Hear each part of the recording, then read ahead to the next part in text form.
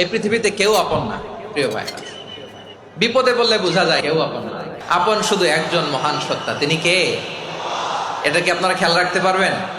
হ্যাঁ, বিপদে আপদে কেউ আমাদের বাঁচাতে পারে না, তরাতে পারে না, মুক্তি দিতে পারে না, উদ্ধার করতে পারে না, একমাত্র আমার প্রভু ছাড়া, আল্লাহ ছাড়া। চিল্লায় বলেন ঠিক কিনা?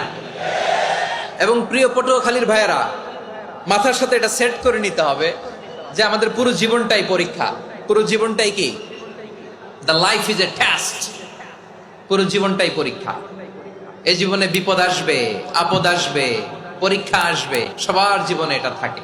এক একজনের পরীক্ষা এক এক রকম। আমার পরীক্ষা একরকম, মাসুদ ভাইয়ের পরীক্ষা একরকম, চৌধুরী সাহেবের পরীক্ষা একরকম, আপনার পরীক্ষা একরকম, ওনার পরীক্ষা আবার আরেক রকম। সবাই পরীক্ষা দিচ্ছি, কিন্তু কারো পরীক্ষা প্রশ্নের সাথে কারোটার মিল নাই। সুবহানাল্লাহ পড়বেন না?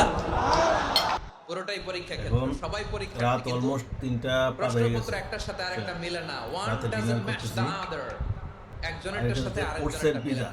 হ্যাঁ, কাউকে আল্লাহ ওটস দিয়ে তাআলা বানানো, ধনী এটা বানিয়ে এটা পরীক্ষা খুবই করে, নাকি স্বাস্থ্যসম্মত কষ্ট একটা হচ্ছে? ফুড। তো রাতে কষ্ট যেহেতু ভাত হচ্ছে খাই না, আপনাদের? এই জন্য এটা খাইয়েছি। কাউকে আল্লাহ ধনী বানিয়ে পরীক্ষা করে, আবার কাউকে আল্লাহ তাআলা ওকে, ভালো গরীব থাকবেন। বানিয়ে পরীক্ষা